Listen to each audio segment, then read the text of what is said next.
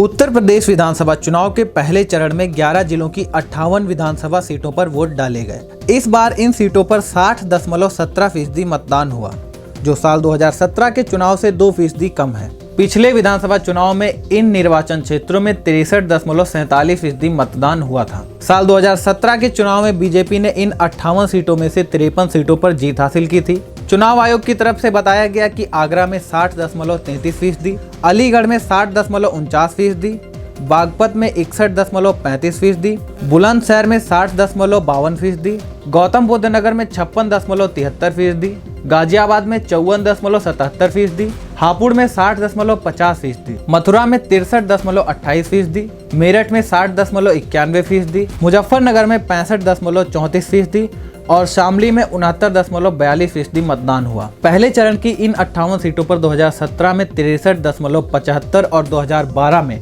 61.03% मतदान हुआ था। वहीं 2007 में इन सीटों पर केवल 48.26% मतदान हुआ था।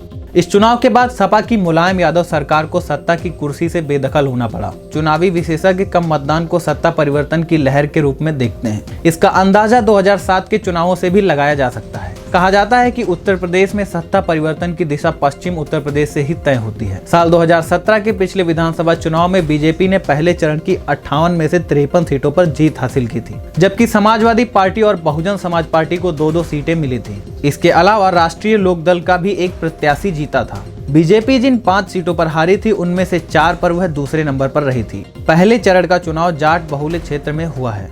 इस चरण में राज्य सरकार के मंत्रियों श्रीकांत शर्मा, सुरेश राणा, संदीप सिंह, कपिल देव अग्रवाल, अतुल गर्ग और चौधरी लक्ष्मी नारायण समेत कुल 623 उम्मीदवारों के सियासी भाग्य का फैसला ईवीएम में बंद हो गया है।